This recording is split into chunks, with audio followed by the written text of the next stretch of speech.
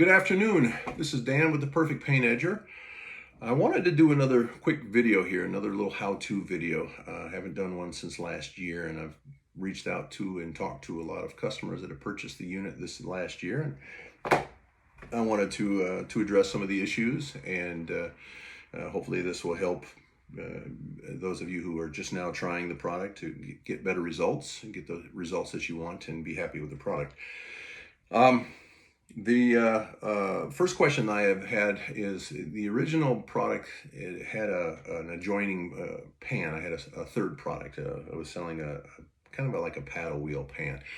I got rid of it. It was too basically worked like a paddle wheel, pick up paint, and it made a mess, and it put too much on the edger, and it was too hard to remove it. Plus it was too deep. So for somebody with small hands, I don't think that it was really it wasn't going to be something that people would in general find appealing and work. So I got rid of it.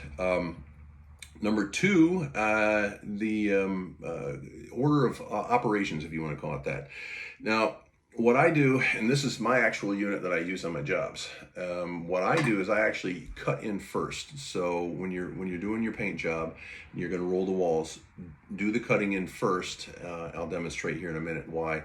And then roll the wall. And the cool thing is this is a 2.5 inch by 2.5 inch square product. And what it does is it allows you to not have to get so close when you're rolling the walls afterwards. You don't have to get, like if you cut in with a brush, maybe you get an inch and a half, and you might hit the ceiling or another adjoining surface with a roller if you're not real proficient at it. So using the product here, it keeps you further away from the adjoining surface, and the chances of you making mistakes is lessened. The pan that I use, again, this is basically just a Sherwin-Williams 4.5 inch roller pan, and it works great. It's very shallow, so it's easy to hold for most people's hands. It's not very heavy.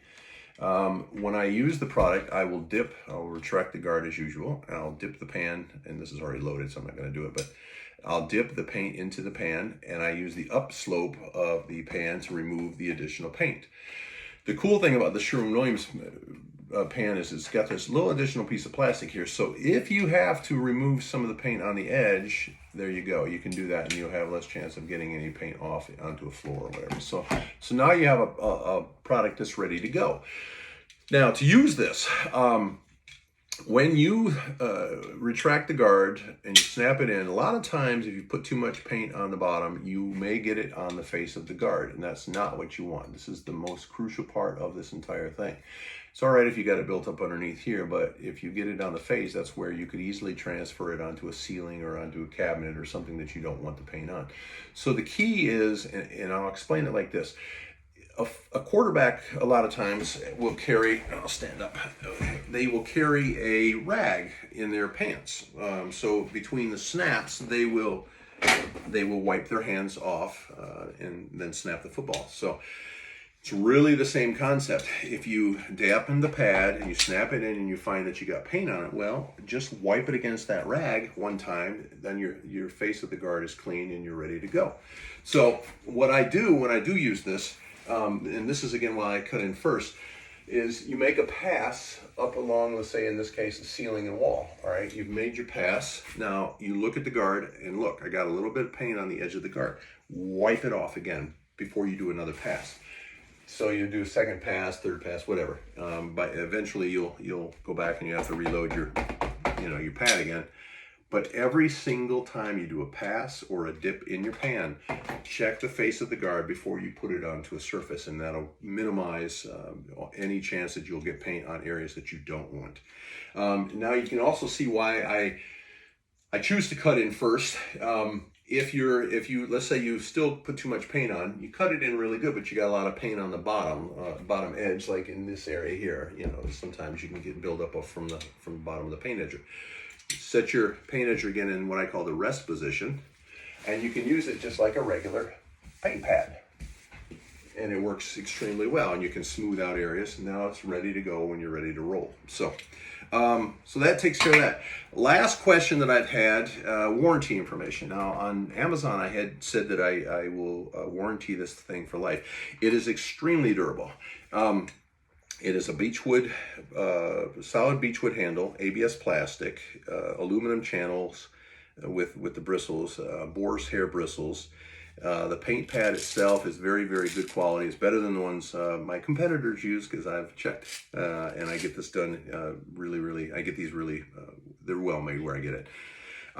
Everything else is stainless steel, nuts and bolts, springs, everything, so nothing's going to corrode.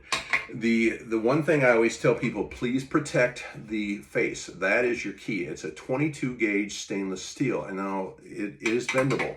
The key is it had to be that thin for it to be effective. Otherwise, you'd be like a lot of the other edgers, and you'd be further away from the surface. This was designed to get right into that crack, so you can get the tightest and closest cut in that you can possibly get. So always protect that edger. Protect the face of the edge, so don't let it bend. Other than that, yeah, if you ever have an issue, the biggest issue that I have found is that I had used a couple different adhesives in testing their products, different companies' products, and I went back to the original one. Sometimes I've had the adhesive fail and the aluminum channels from the bristles popped off. So if you ever have a situation like that, reach out to me directly, Dan K, D-A-N-K, at perfectpaintedger.com. Show me a picture. I will send you out a unit. If you buy it on Amazon, you buy it here, it doesn't matter where. Just contact me directly. I will send you another unit, a couple of new paint pads free of charge. So I want you to be happy with the product. I want it to work for you for years. So I think that answers my question. Again, too, if you ever have any additional questions, any comments, I'd love to hear positive or negative experiences with this. Please reach out to me at that same website, and I'll be happy to answer. So thank you.